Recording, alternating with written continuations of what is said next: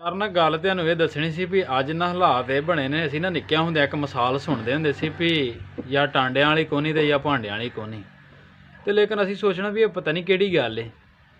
ਉਹ ਗੱਲ ਇਹ ਵੇ ਵੀ ਉਹ ਕਿਸੇ ਬੰਦਾ ਸੀ ਨਾ, ਤੇ ਉਹਦੀ ਇੱਕ ਧੀ ਵਿਆਹੀ ਸੀ ਘੁਮਿਆਰਾਂ ਵੱਲ ਤੇ ਇੱਕ ਵਿਆਹੀ ਸੀ ਜ਼ਿਮੀਂਦਾਰਾਂ ਵੱਲ। ਉਹ ਨਾ ਘਰੋਂ ਨਿਕਲਿਆ, ਬੇਗਮ ਨੂੰ ਆਂਦਾ ਵੀ ਮੈਂ ਅੱਜ ਧੀਆਂ ਨੂੰ ਮਿਲ ਕੇ ਆਵਾਂ।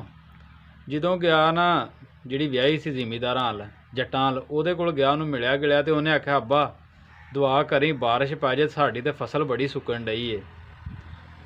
ਅੱਛਾ, ਉਹਨੇ ਉੱਥੇ ਦੁਆ ਕੀਤੀ ਵੀ ਰੱਬਾ ਮੇਰੀ ਧੀ ਦੀ ਦੁਆ ਕਬੂਲ ਕਰ ਲਾ, ਤੇ ਗਾਂਹ ਚਲਾ ਗਿਆ। ਅੱਗੋਂ ਦੂਸਰੀ ਕੋਲ ਗਿਆ ਨਾ, ਤੇ ਉਹਨਾਂ ਭਾਂਡੇ ਛਾਂਡੇ ਬੜੇ ਬਣਾਏ ਸਨ ਤੇ ਬਾਹਰ ਕੱਚੇ ਪਏ ਸਨ। ਉਹਨੇ ਆਖਿਆ ਅੱਬਾ ਦੁਆ ਕਰੀ ਬਾਰਿਸ਼ ਨਾ ਪੈ ਜੇ, ਨਹੀਂ ਤੇ ਸਾਡਾ ਭਾਂਡਿਆਂ ਦਾ ਪੂਰ ਸਿਰੇ ਨਹੀਂ ਚੜ੍ਹਨਾ। ਉਹ ਹੁਣ ਨਾ ਸੋਚਣ ਲੱਗ ਪਿਆ ਵੀ ਇੱਕ ਧੀ ਆਂਦੀ ਸੀ ਬਾਰਿਸ਼ ਪਵੇ, ਇੱਕ ਆਂਦੀ ਇਹ ਦੁਆ ਕਰੀ ਨਾ ਪਵੇ।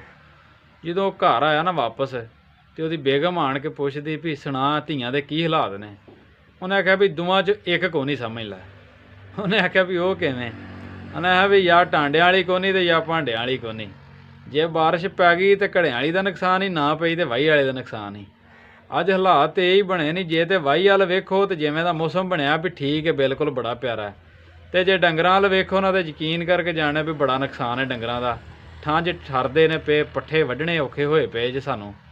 ਹੱਥ ਬਿਲਕੁਲ ਨਾ ਬਰਫ਼ ਬਣ ਗਏ ਨੇ ਅੱਜ ਪੱਠੇ ਵੱਢਦੇ ਆ। ਤੇ ਡੰਗਰਾਂ ਦੀ ਵੀ ਲੂਈ ਖਲੀ ਹੋਈ ਏ। ਜਿਹੜੀਆਂ ਲਵੇਰੀਆਂ ਸਨ ਉਹ 2-2 ਕਿਲੋ ਦੁੱਧ ਘਟਾ ਗਈਆਂ ਠੰਡ ਦੇ ਵਿੱਚ। ਤੇ ਜੇ ਫਸਲ ਵੱਲ ਵੇਖੀਏ ਤੇ ਉਹਦਾ ਫਾਇਦਾ ਵੇ। ਪਰ ਗੱਲ ਉਹੀ ਬਣੀ ਫਿਰ ਸਾਡੇ ਨਾਲ ਵੀ ਉਹ ਜਦੋਂ ਉਹਨੇ ਪੁੱਛਿਆ ਨਾ ਉਹਦੀ ਬੇਗਮ ਨੇ, ਫਿਰ ਤੂੰ ਕੀ ਫੈਸਲਾ ਕੀਤਾ ਵੀ ਜਦੋਂ ਟਾਂਡਿਆਂ ਵਾਲੇ ਤੇ ਭਾਂਡਿਆਂ ਵਾਲੀ 'ਚੋਂ?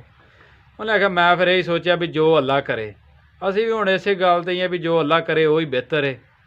ਤੇ ਅਗਰ ਗੱਲ ਚੰਗੀ ਲੱਗੇ ਤਾਂ ਸ਼ੇਅਰ ਜ਼ਰੂਰ ਕਰਿਓ ਤੇ ਮੈਨੂੰ ਫਾਲੋ ਕਰਿਓ।